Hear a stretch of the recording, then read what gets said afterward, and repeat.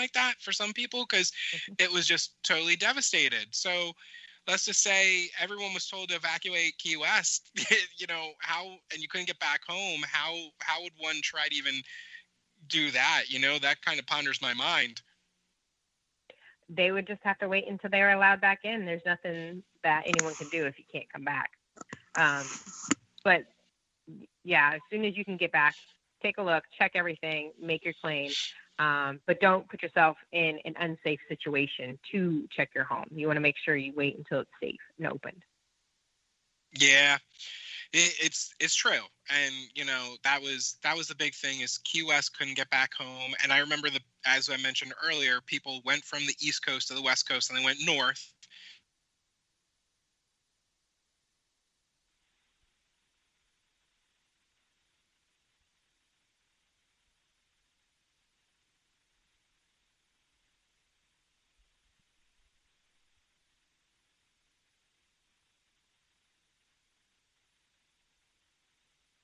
Joe? Coming this way. Yeah, I'm here. I'm here. Oh, I'm sorry. No, I'm here. Sorry. But anyway, I know that hurricane season's coming, and we're less than probably a week away now from it actually hitting, and we're going to be here.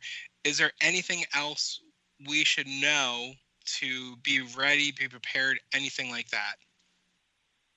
One of the biggest things is if you are a snowbird or have a vacation rental or something down here, if your home is unoccupied for 15 to 30 days, sometimes your carrier will consider your home unoccupied and it will not be covered by insurance. So if no one's in the home for 15 to 30 days, please hire a company to come out, take time-stamped photos.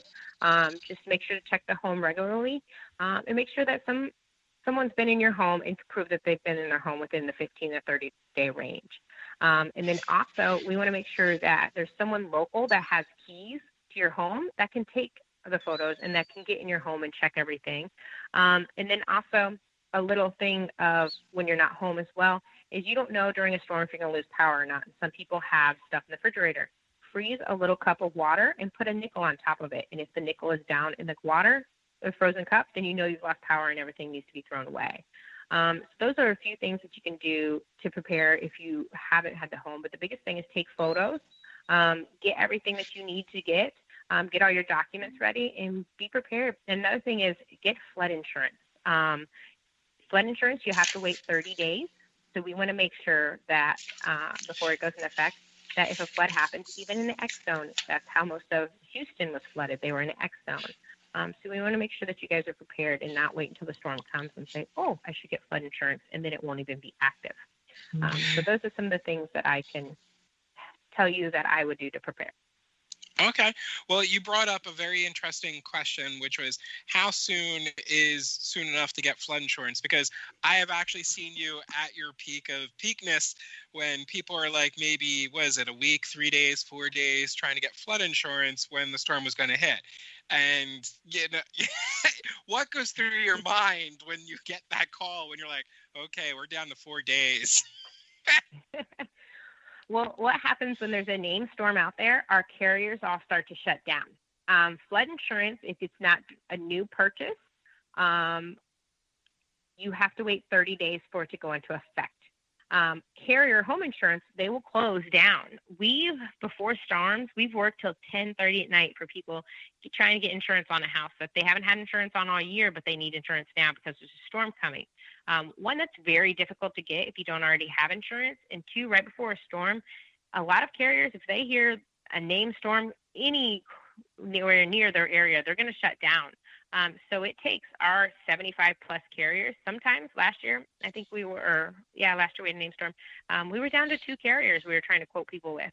And they were very expensive because they know that they're the only 2 out there right now and you don't have prior insurance and things like that. So be prepared, get everything now, get your flood insurance now, get your homeowner insurance now. For an X zone, for 250 dwelling and $100,000 content, it's $516. So it's very affordable for the year, and it's going to save you if you have to. Well, you actually now you have to understand, I didn't realize this until I started getting into real estate and started learning more and everything about this, but some people don't know about flood zones. So what's an X to a V to an A to, all these other ones? It's very perplexing that when you first come down and you're never used to a flood zone before, because let's just say you lived up in PA like I did, where you didn't have flood zones, this is very new. So maybe can you give us a little heads up on the different types of flood zones there are out there that could affect areas? Yes, so the flood zones go off the 100-year flood. A lot of the zones have changed this year. So a lot of people in Florida say, I'm not in a flood zone. We're in Florida. The whole state's a flood zone. You're just in the least likely flood zone. So an X zone is the most affordable flood zone, which means it hasn't had the 100-year flood. So they go off the last flood in the 100 years. An AE zone is one of the most expensive flood zones. They have more requirements if you build. You have to be lifted and things like that. And that E stands for an elevation certificate. So most of the time, if you're in an AE zone, you do have to have an elevation certificate to get a quote. There is FEMA and there's private flood. Private flood sometimes is more affordable, but an FHA loan will not allow a private flood.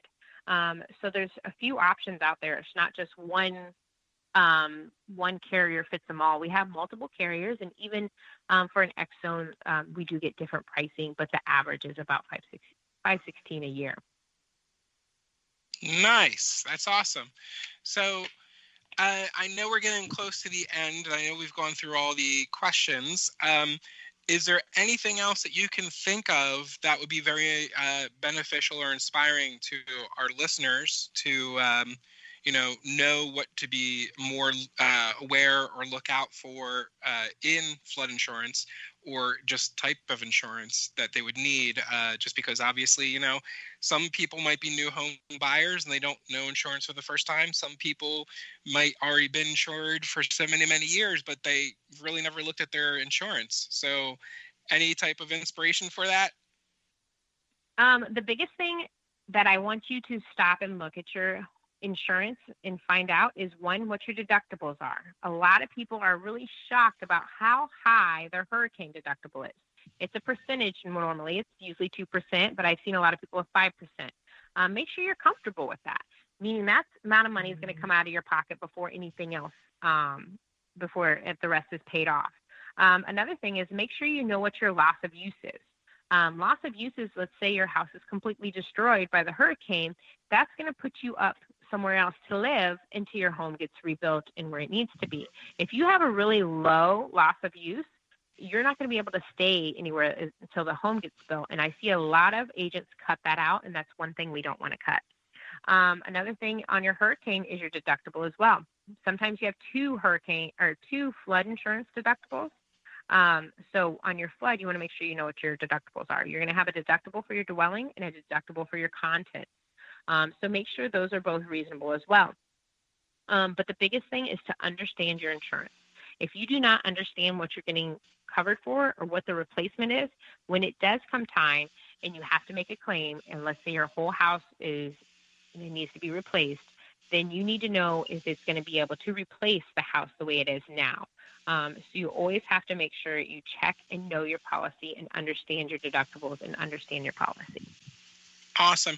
So we're at the 2-minute marker, and this is where I like to give my listeners a chance to hear from you, and you can give your contact information and let us know how we can be a better service to you and how you can help us. So give it away, and I'll let you give your contact information.